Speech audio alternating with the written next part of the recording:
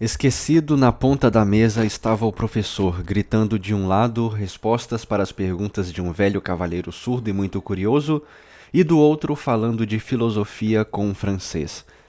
Se Amy estivesse aqui, teria dado as costas a ele para sempre, porque infelizmente ele tinha um grande apetite e empolgou-se no jantar de um modo que teria horrorizado sua senhoria. Não me importo porque eu gosto de ver gente comer com gosto, como diz Hannah.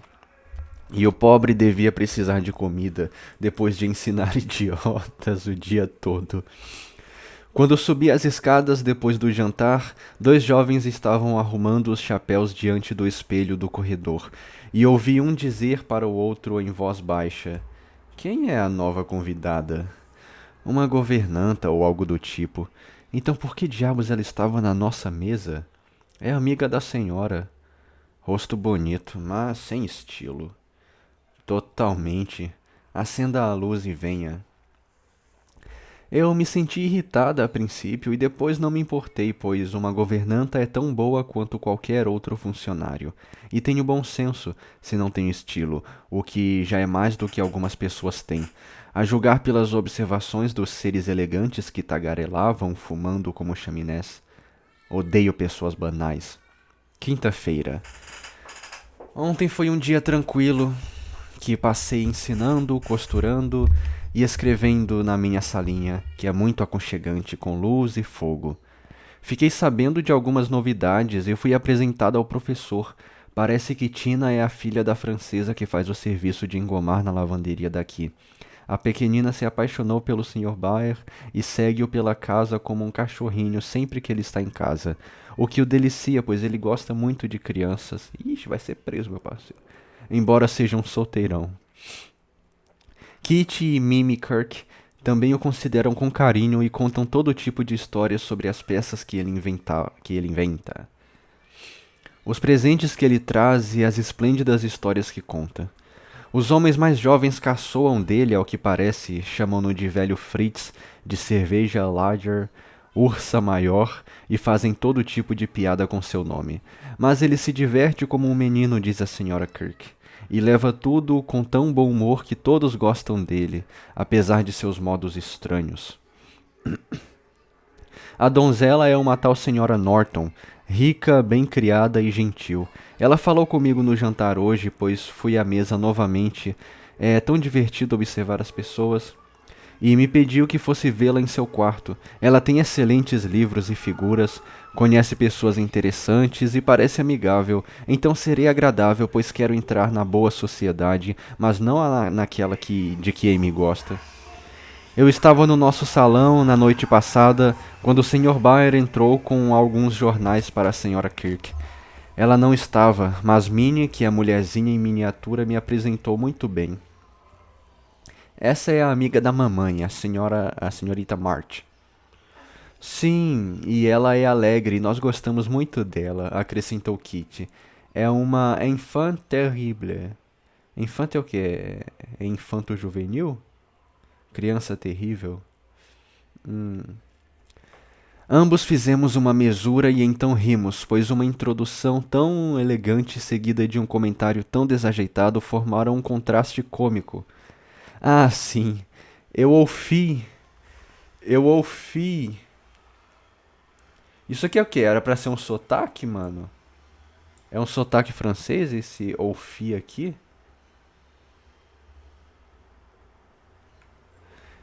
Ah, acho que é. Eu ouvi dizer que essas meninas são lefatas, vão te atormentar, senhora. Ah, é isso mesmo, é o sotaque francês. Ah, sim, eu ouvi dizer que essas medidas são levadas. Vou te atormentar, senhorita Bart. Se isso acontecer, me chame e firei correndo, disse ele, franzindo a testa de um modo ameaçador que encantou as pilantrinhas. Prometi que chamaria e ele partiu. Mas parece que eu estava condenada a vê-lo com frequência, pois hoje, quando passei pela porta dele, acidentalmente bati nela com o meu guarda-chuva. Ela se abriu e lá estava ele em seu roupão, com uma grande meia azul em uma mão e uma agulha na outra. Ele não parecia nem um pouco envergonhado, pois quando me expliquei e me apressei para ir embora, ele acenou com a mão, com meia e tudo, dizendo com sua voz alta e alegre: É um bom dia para fazer a sua caminhada. Bom voyage, mademoiselle. É, bom voyage. Ri até chegar ao térreo, mas foi um pouco triste pensar que o pobre homem tem de consertar suas próprias roupas. Os cavalheiros alemães bordam, eu sei, mas cerzir meias é outra coisa e não tão bonito. Sábado. Não aconteceu nada digno de nota, exceto uma visita à senhorita Norton, que tem um quarto cheio de coisas bonitas, e ela foi adorável, pois me mostrou todos os seus tesouros e me perguntou se eu poderia ir com ela de vez em quando a palestras e concertos como acompanhante caso eu gostasse dessas coisas. Ela fez o pedido como um favor, mas tenho certeza de que a senhora Kirk lhe contara sobre nós, e ela me convidou por bondade. Sou orgulhosa como Lúcifer, mas favores desse tipo de tais pessoas não me oprimem, então aceitei com gratidão.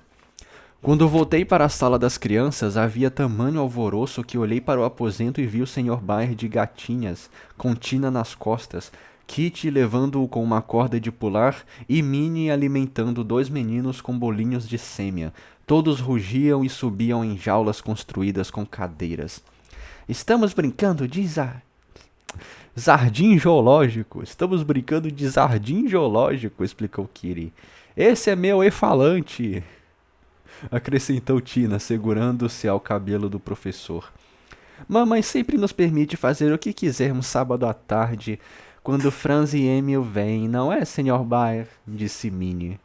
O elefante se sentou, parecendo tão sério quanto qualquer um deles, e disse-me com sobriedade: Dou meu palavra que é verdade. Se fizemos muito barulho, você diz shh para nós e nós diminuímos. Prometi fazê-lo, mas deixei a porta aberta e gostei da diversão tanto quanto eles, pois jamais presenciei uma brincadeira tão divertida.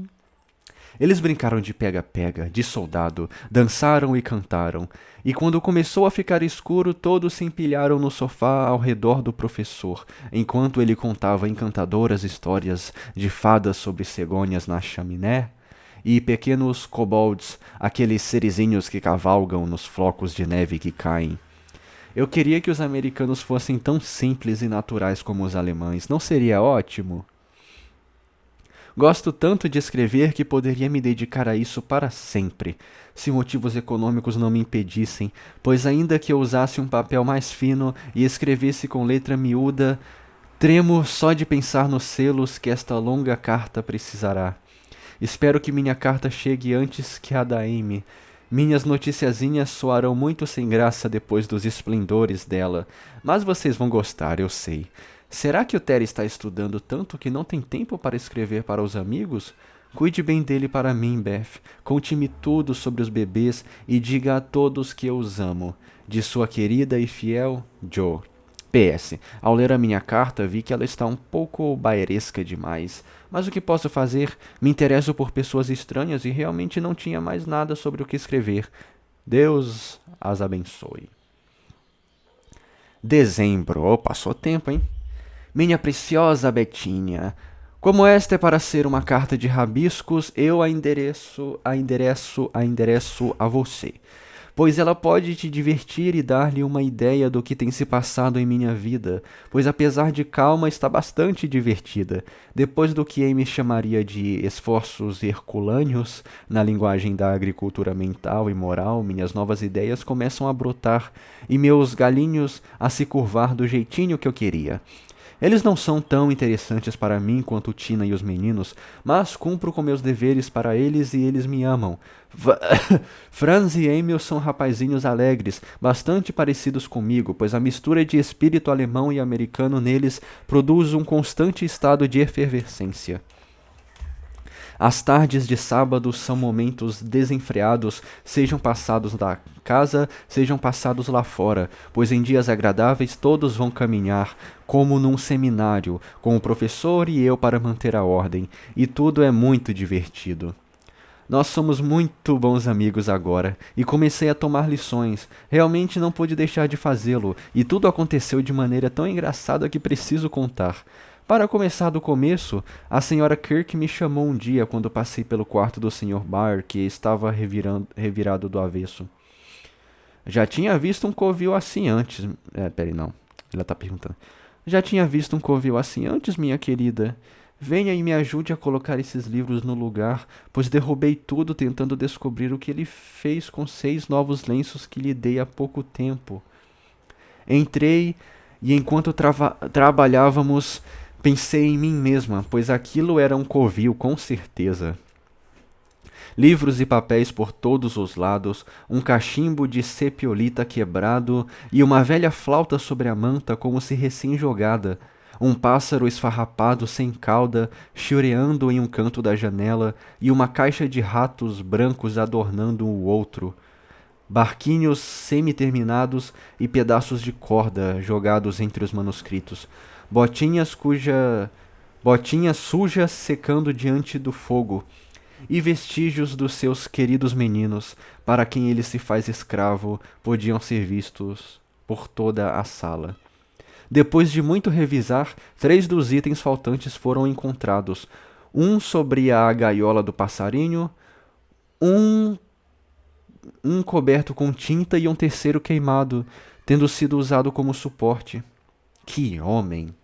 Riu a bem-humorada senhorita K, enquanto colocava as relíquias no saco de pano. Suponho que os outros tenham sido rasgados para montar barquinho, servir de bandagem para dedos cortados ou fazer cauda de pipa. É terrível, mas não posso repreendê-lo. Ele é tão distraído e tem um coração tão bom. Ele deixa aqueles meninos montarem nele. Concordei em lavar e costurar para ele, mas ele se esquece de me dar suas roupas e eu me esqueço de procurá-las. Então ele passa por maus bocados às vezes. Deixe que eu conserto, disse eu. Não me importo e ele não precisa saber. Eu adoraria, aliás. Ele é muito gentil comigo, trazendo minhas cartas e me emprestando livros. Então ordenei as coisas dele e ajustei os calcanhares de 2 pares de meias, pois eles estavam fora de moda com seus estranhos retalhos. Nada foi dito e eu esperava que ele não descobrisse nada. Mas um dia, na semana passada, ele me pegou no flagra.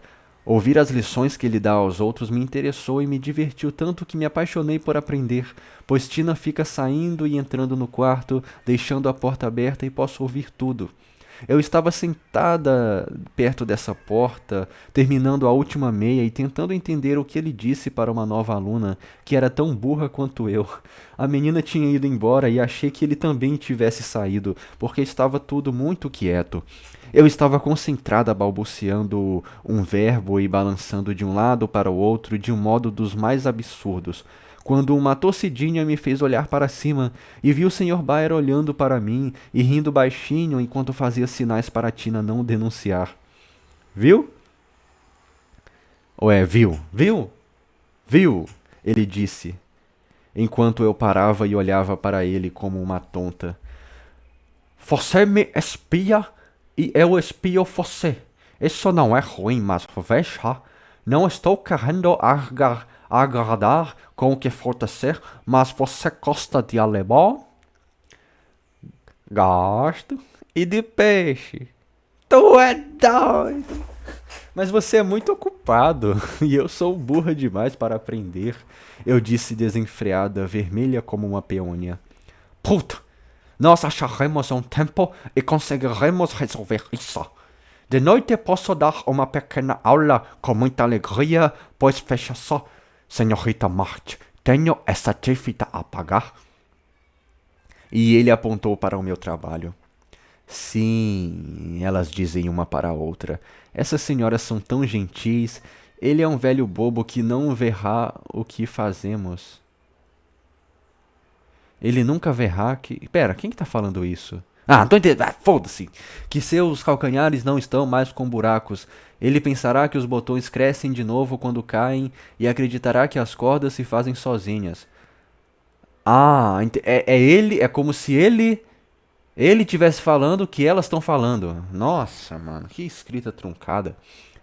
Tá, ele tá falando ainda. Mas eu tenho olhos e fecho muita coisa. Tenho coração e sinto-me grato por isso. Vamos, aceite. Uma liçãozinha vez ou outra, ou nada mais de trabalhos de fada para mim e minhas coisas. Claro que não consegui dizer nada depois disso, e como é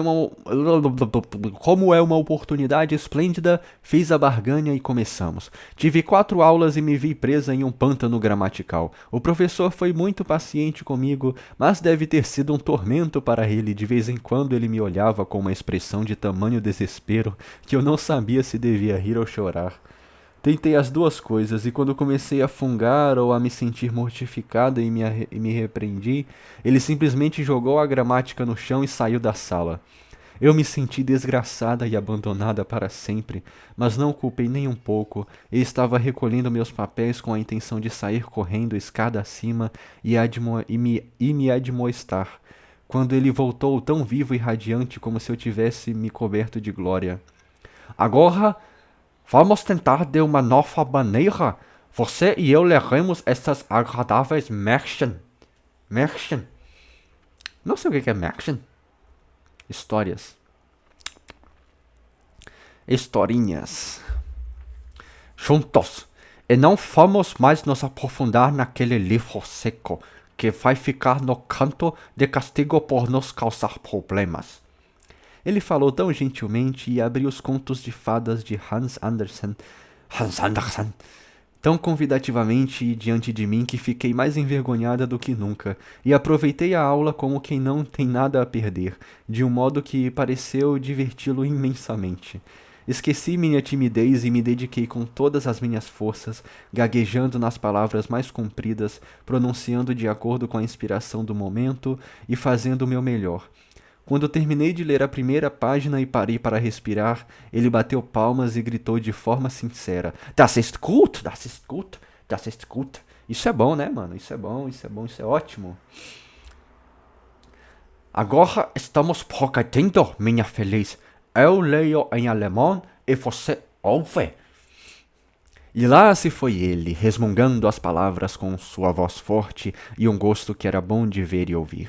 Felizmente a história era do soldadinho de chumbo, que é divertida, vocês sabem, então eu podia rir e rir, embora não entendesse metade do que ele lia, pois não conseguia me controlar, tão sincero e empolgado ele era, e tão cômica era a cena toda.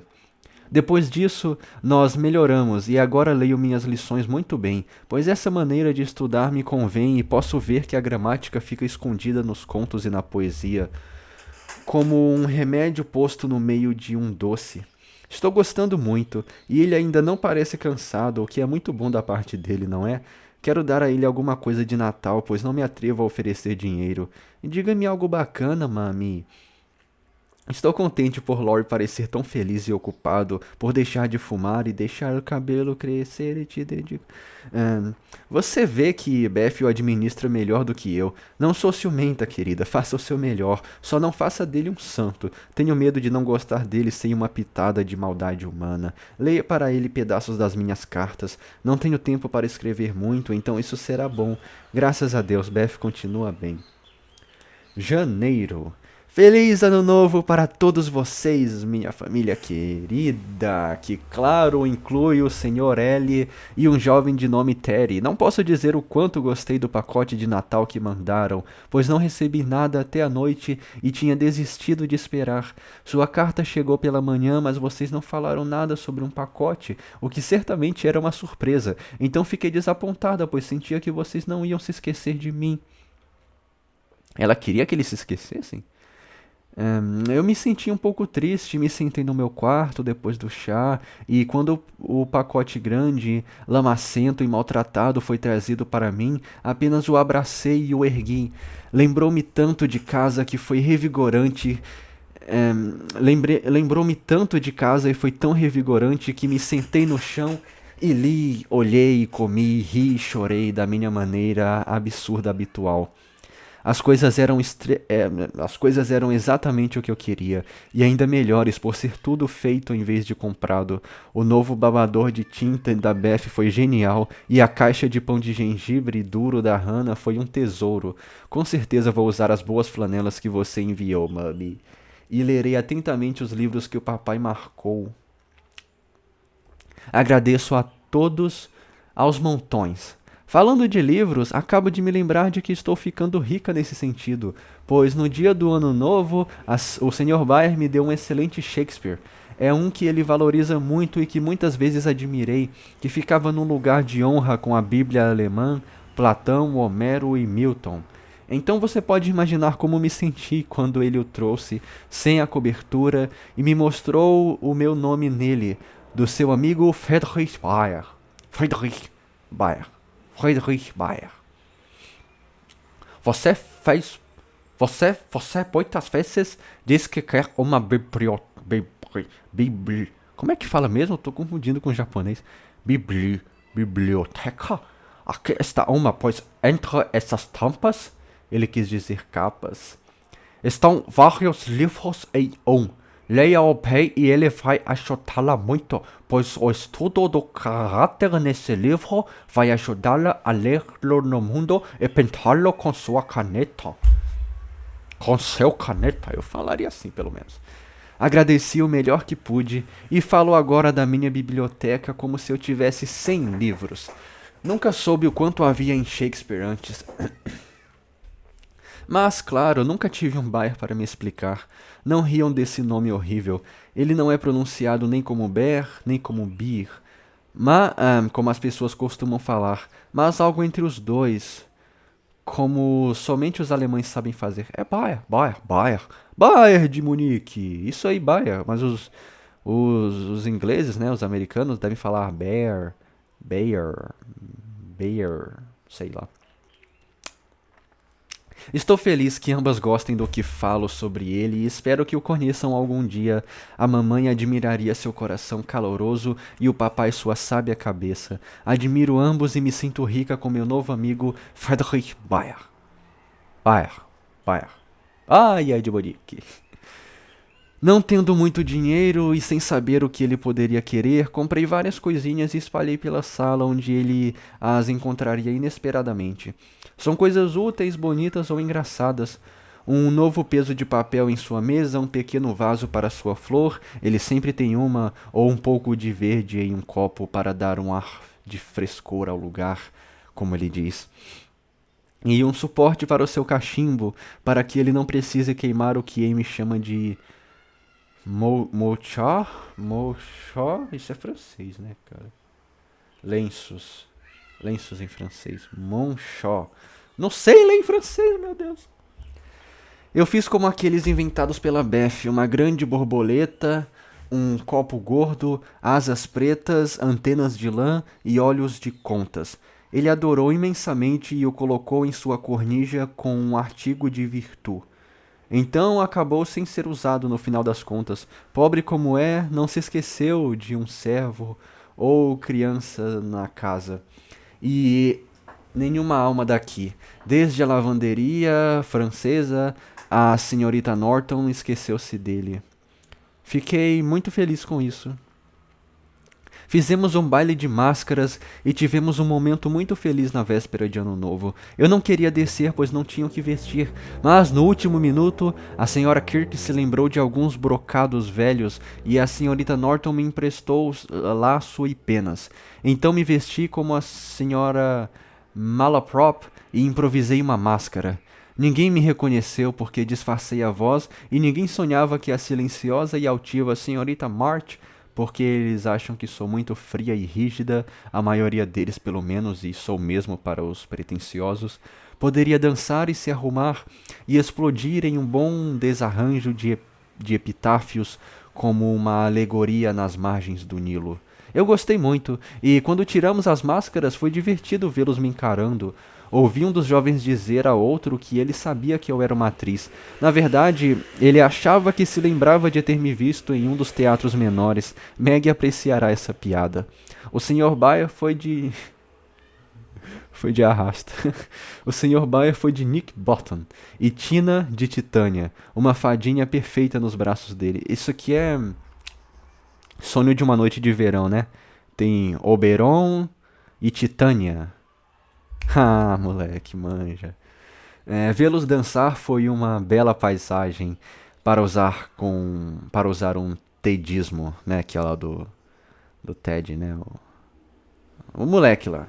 Tive um feliz ano novo, afinal de contas, e relembrando no meu quarto, senti como se estivesse progredindo um pouco, apesar das minhas muitas falhas, pois estou alegre agora, trabalhando com vontade e com mais interesse em outras pessoas do que costumava ter, o que é satisfatório. Deus abençoe vocês. Sempre sua, Joe. Uma amiga. Uma amiga.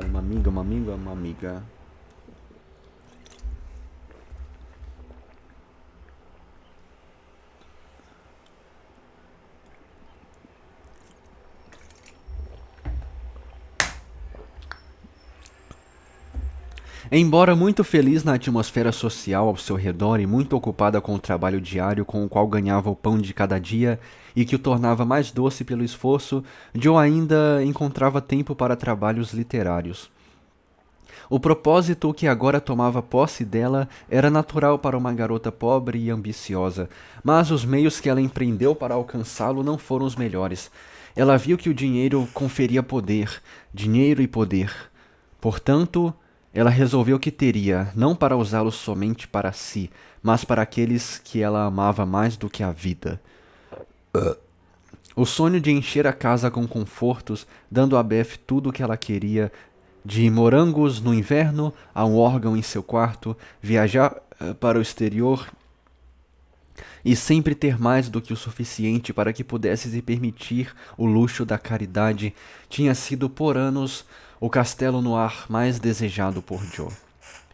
A história premiada pareceu abrir um caminho que, depois de longas viagens e muito trabalho árduo, levava a esse encantador château em Espanha.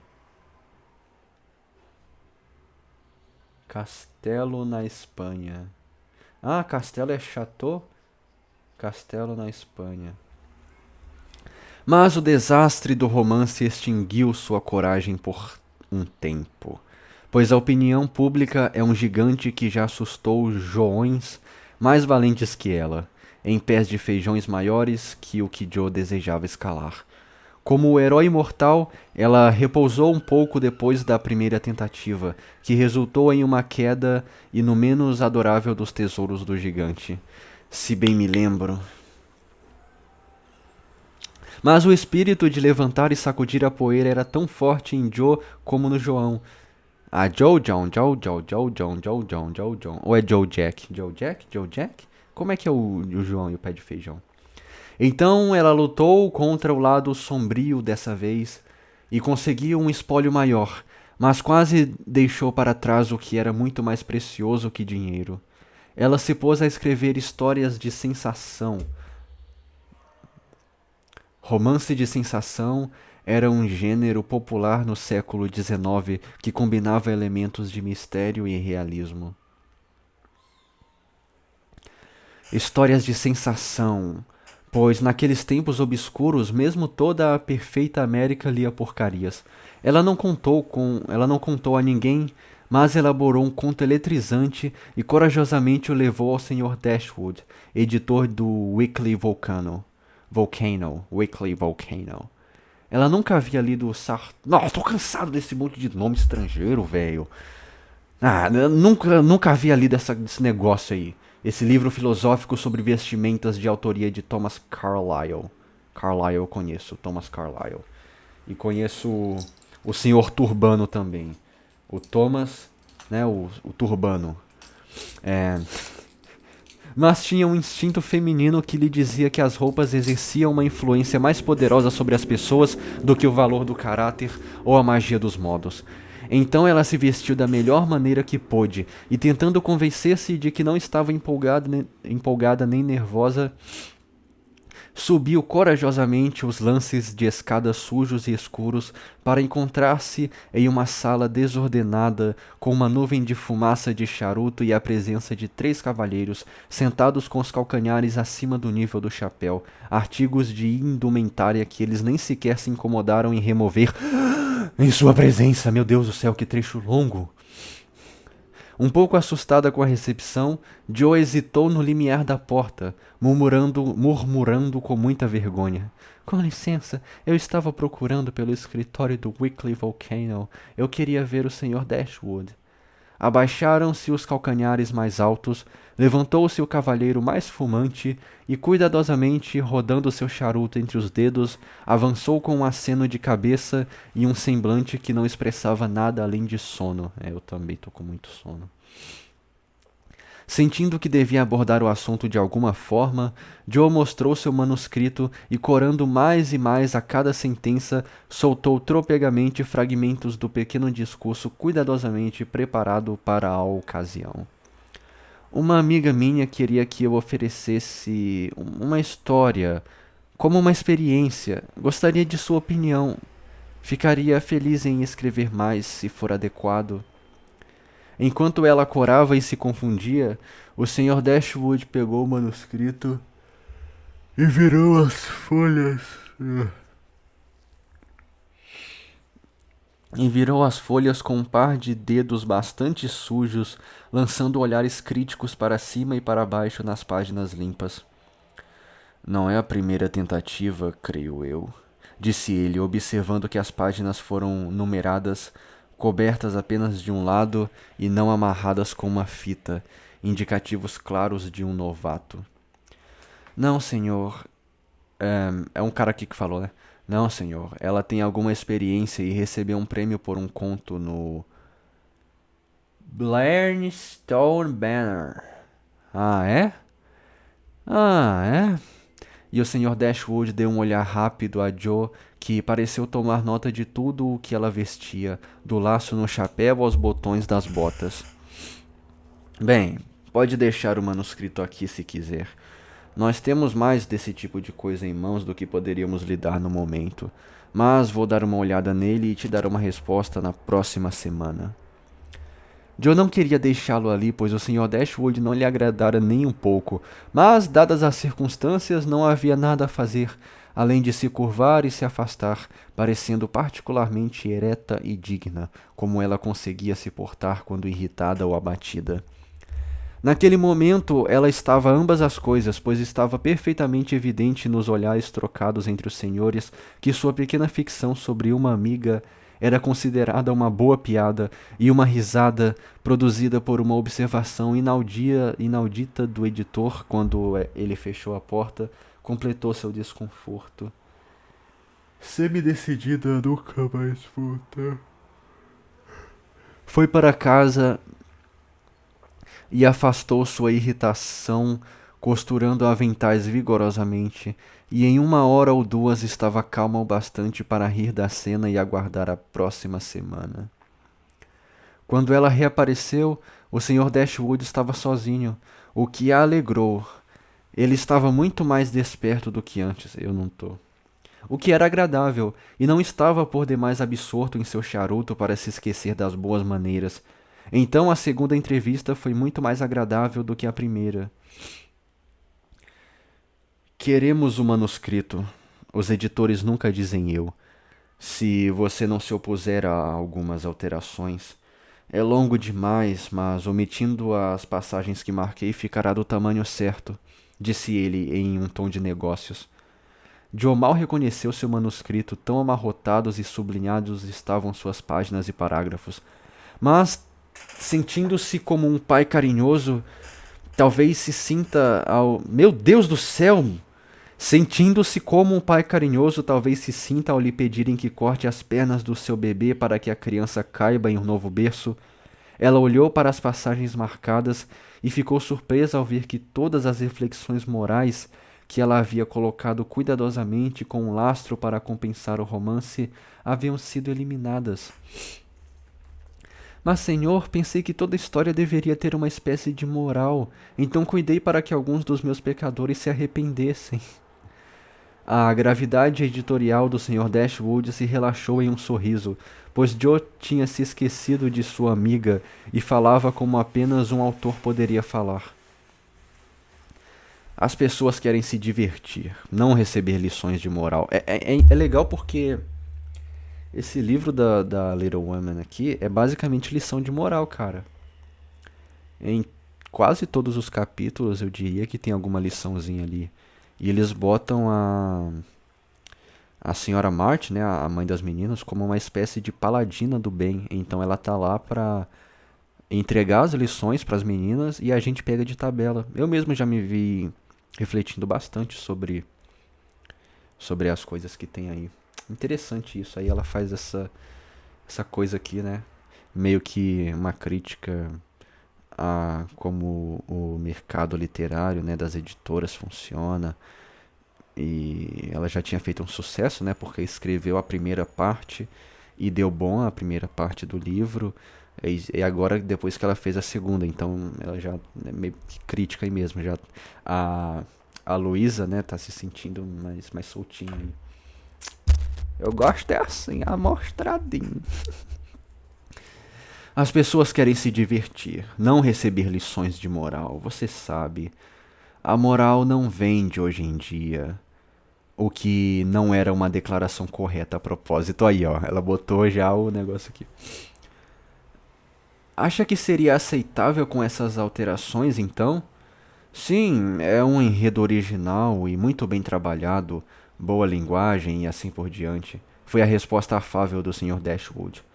Quanto você quer dizer? Que compensação. Ah, pera. É a Joe que tá falando. Quanto você quer dizer? Que compensação? Começou o Joe sem saber exatamente como se expressar. Ah, sim, bem, nós pagamos de 25 a 30 por coisas desse tipo. O pagamento é feito quando o material é publicado, respondeu o Sr. Dashwood, como se esse ponto lhe tivesse escapado. Essas bagatelas escapam da mente editorial, dizem. Muito bem, eu aceito, disse Joe, devolvendo a história com um ar satisfeito, pois após o trabalho de $1 por coluna, até mesmo $25 parecia um bom pagamento.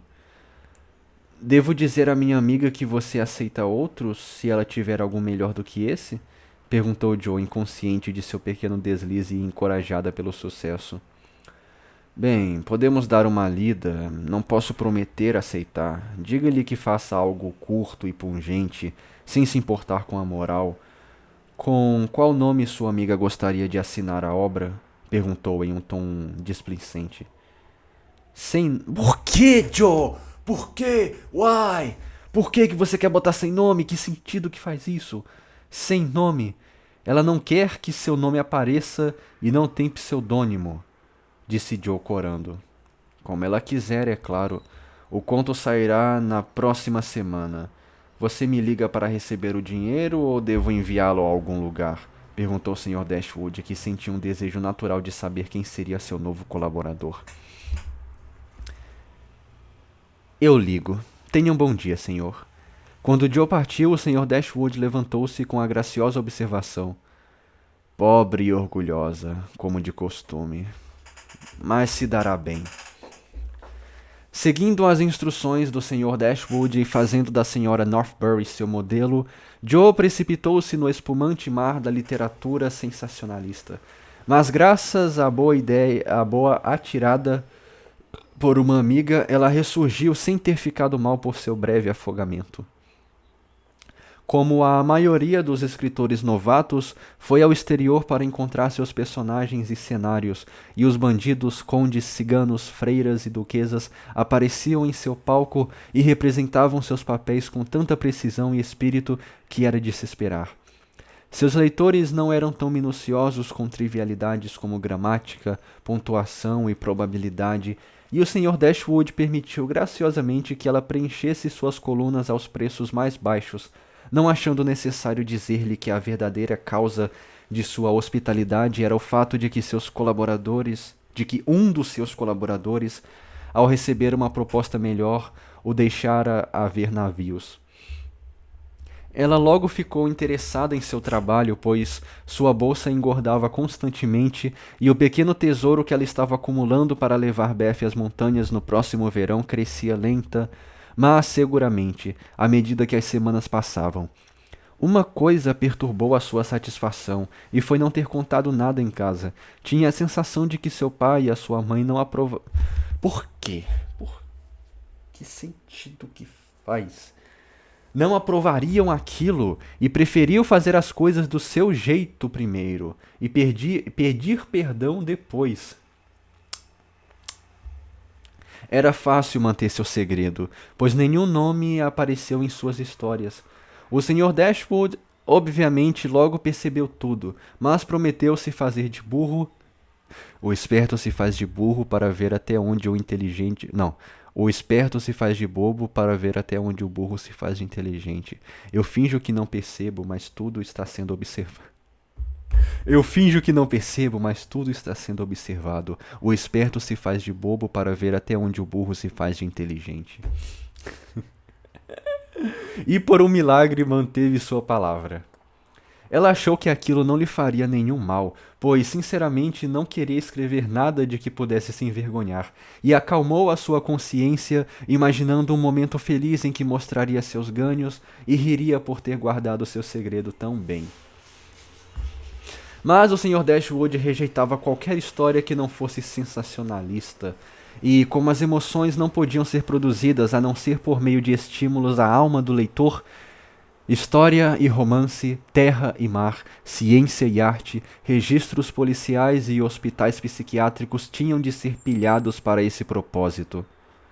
Joe logo percebeu que sua experiência inocente só lhe dera alguns poucos vislumbres do mundo trágico em que subjaz a sociedade.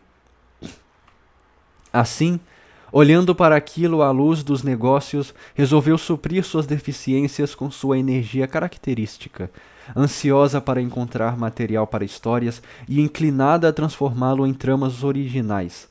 Ainda que não fossem construídas com maestria, procurou por acidentes, incidentes e crimes nos jornais, despertou as suspeitas de bibliotecários ao pedir trabalhos sobre venenos, estudava rostos na rua e caracteres bons, maus e indiferentes ao seu redor.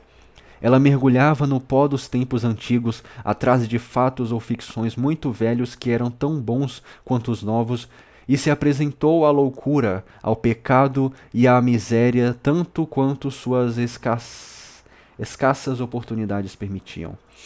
Ela pensou que estava progredindo bem, mas inconscientemente estava começando a profanar alguns dos atributos mais femininos do caráter de uma mulher. Estava vivendo em meio a uma sociedade ruim, e embora imaginária, sua influência a afetou, pois ela estava alimentando o coração e a imaginação com alimentos vazios, e estava rapidamente varrendo a floração inocente da sua natureza, trocando-a por um conhecimento prematuro do lado mais sombrio da vida, que chega rápido o suficiente para todos nós.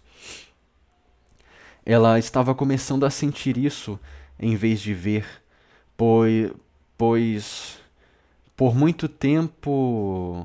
Ah, meu Deus. Ela estava começando a sentir isso em vez de ver, pois por muito descrever as paixões e os sentimentos de outras pessoas, isso a fez estudar e especular Não, isso aqui está errado. Isso a fez estudar e especular sobre os seu próprio. Ó.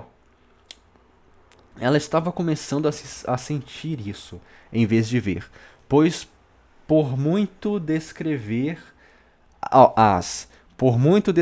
as paixões e os sentimentos, então sentimentos de outras pessoas, isso a fez estudar e especular sobre os seus próprios, aqui era para ser os seus próprios sentimentos, né? Porque é paixões e os sentimentos. Uma diversão mórbida a qual mentes jovens e saudáveis não se entregam voluntariamente. Travessuras sempre recebem castigo, e quando Joe mais precisou do seu, recebeu-o.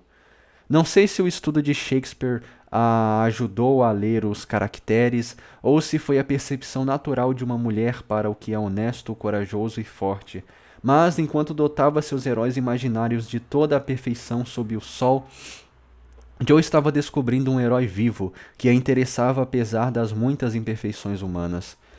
O Sr. Byre, em uma de suas conversas, aconselhou-a a estudar personagens simples, verdadeiros e encantadores, onde quer que os encontrasse, como um bom treinamento para um escritor. Joe acatou o que ele disse porque se virou e o estudou. Ah, estudou ele? Um processo que o surpreenderia muito se ele soubesse, pois o digno professor era muito humilde aos seus olhos.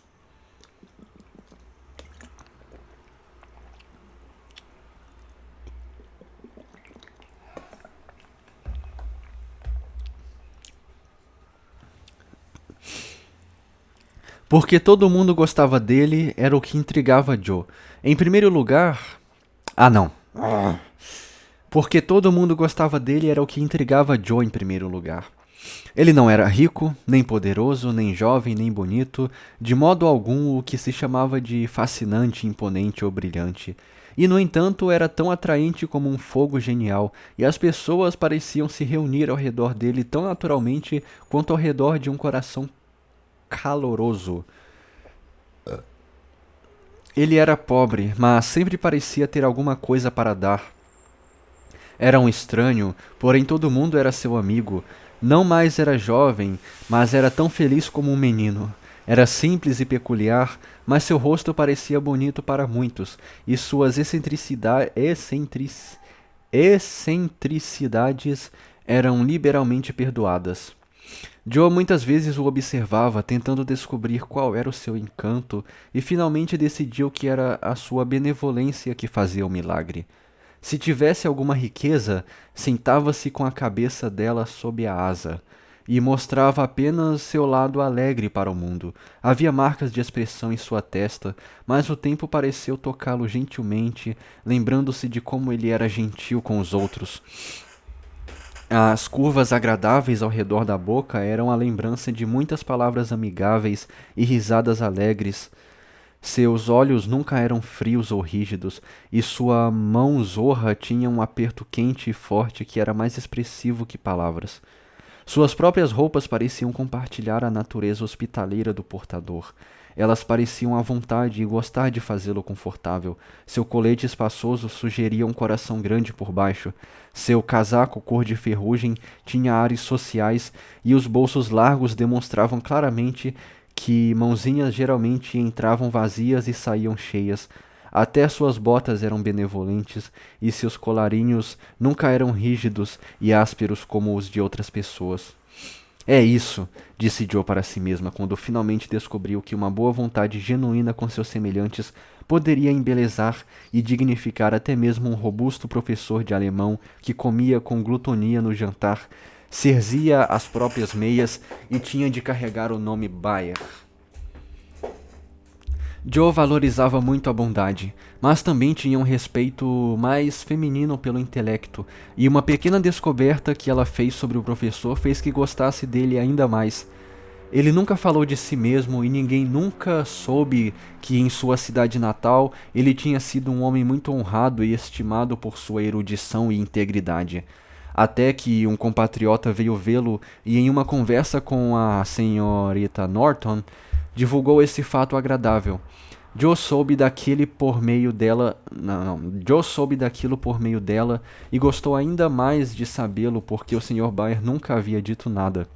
Sentiu-se orgulhosa de saber que ele era um professor honrado em Berlim, embora apenas um pobre mestre do idioma nos Estados Unidos, e a vida caseira e de trabalho que ele levava ganhou um novo encanto com o tempero romântico que essa descoberta trazia.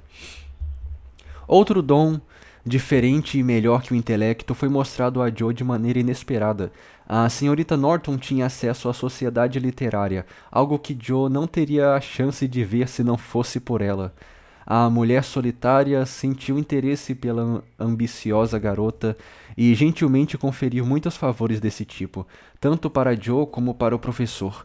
Ela levou-os consigo uma noite para um simpósio seleto, realizado em homenagem a várias celebridades. Joe estava preparada para se curvar e adorar os poderosos que ela adorara com entusiasmo juvenil havia muito tempo. Mas sua reverência pela genialidade recebeu um choque severo naquela noite.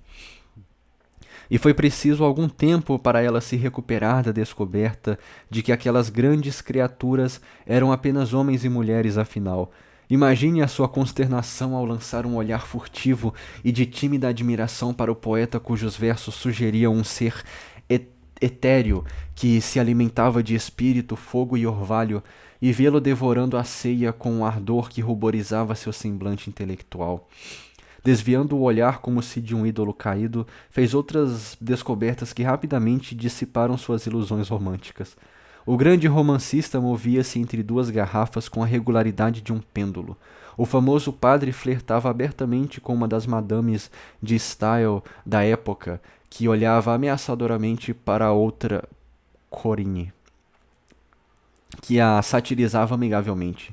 Depois de superá-la em esforços para absorver o filósofo profundo que bebia chá como Johnson e parecia dormir, com a loquacidade da senhora tornando impossível o discurso. As celebridades científicas, esquecendo seus moluscos e eras glaciais, fofocavam sobre arte, enquanto se dedicavam a ostras e gelo com energia característica. O jovem músico que estava encantando a cidade como um segundo Orfeu falava de cavalos, e o espécime da nobreza britânica presente era o homem mais comum da festa. Basicamente ela está falando, né? Seus heróis são pessoas, é isso. Antes da metade da noite, Joe sentiu-se tão désillusionné. Mais palavras em francês, meu Deus. Desiludida.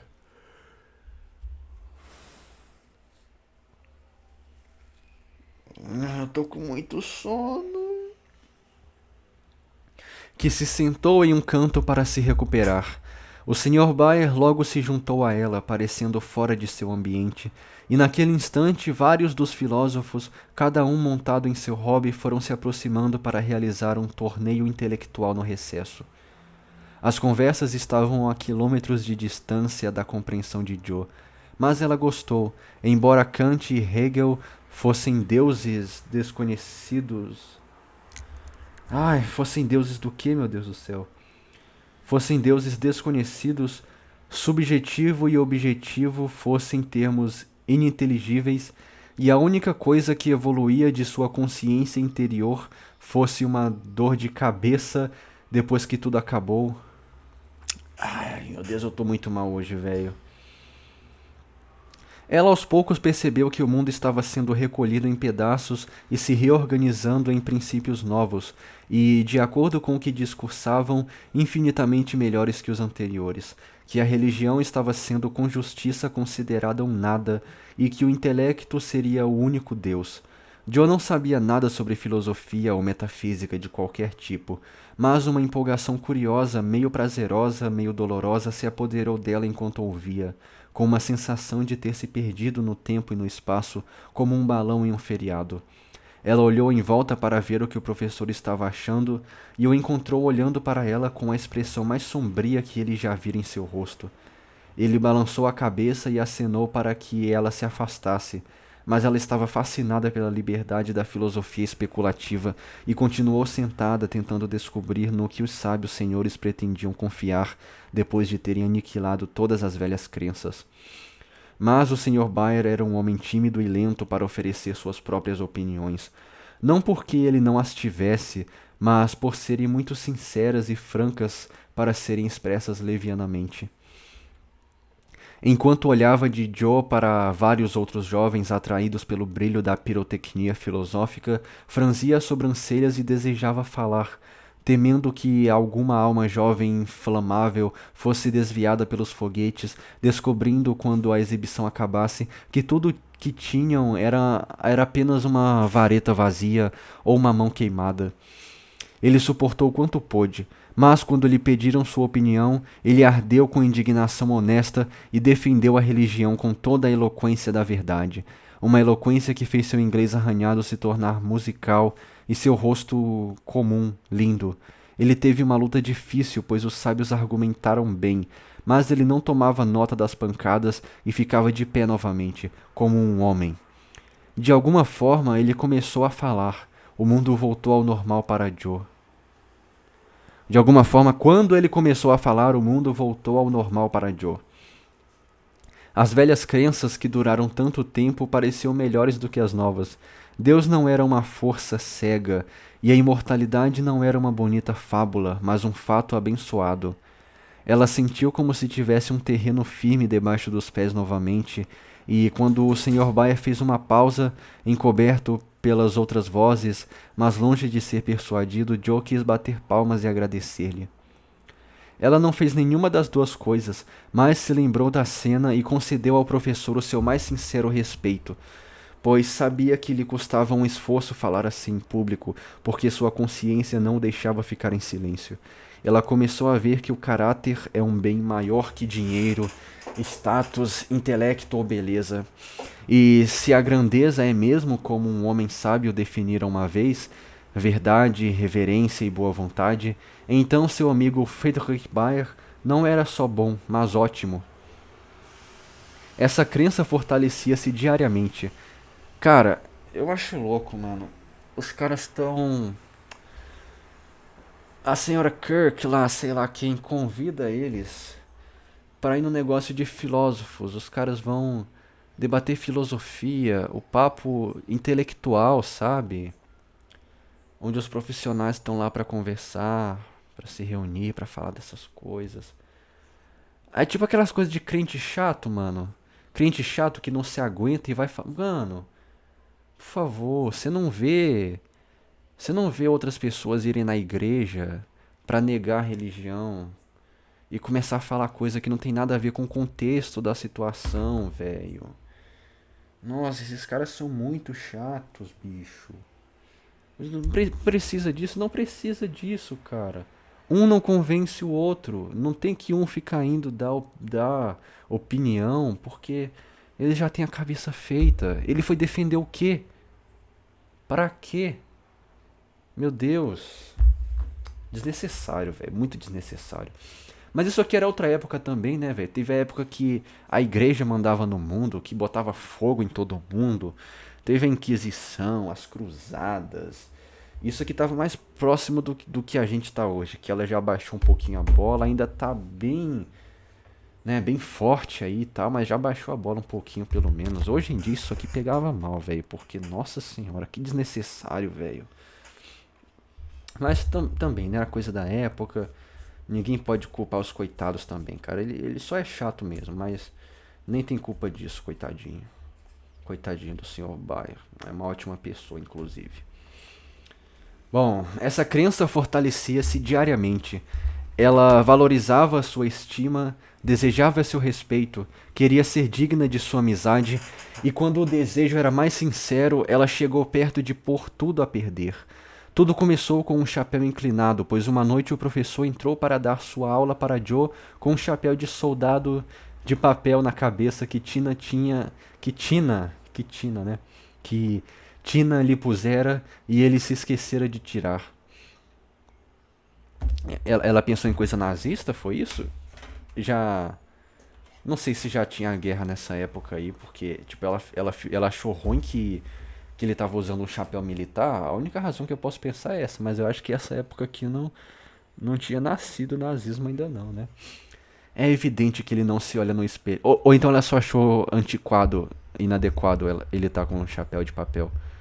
É evidente que ele não se olha no espelho antes de descer, pensou Joe com um sorriso, quando ele disse boa noite e sentou-se sobriamente, inconsciente do contraste ridículo entre seu caráter e seu chapéu, pois ele ia ler A Morte de Wallenstein. Morte de Wallenstein. Por que tá em português? Tragédia de Schiller. Morte. Ah, porque é o nome o nome do livro, né? Morte de Wallenstein. Wallenstein. Ela não disse nada no início porque gostava de ouvi-lo rir com sua risada estrepitosa e cordial quando acontecia algo engraçado. Então o deixou descobrir por si só e esqueceu o fato, pois ouvir um alemão ler Schiller é uma boa ocupação bastante absorvente. É uma ocupação bastante absorvente. Depois da leitura veio a lição, que foi animada pois Joe estava com um humor alegre naquela noite, e o chapéu inclinado manteve seus olhos dançando de alegria. O professor não sabia o que fazer com ela, até que finalmente parou para perguntar com um ar de leve surpresa que era irresistível. Senhorita March, O que te faz rir na cara de seu mestre? Você não tem respeito por mim a ponto de se comportar tão mal assim? Assim tão mal, né? Como posso ter respeito, senhor, se esqueceu de tirar o chapéu? Disse Joe. Levantando a mão, o professor distraído tateou com o rosto sério e tirou o pequeno chapéu inclinado. Olhou por um minuto e então jogou a cabeça para trás e riu com um alegre contrabaixo. Ah, agora eu entendi!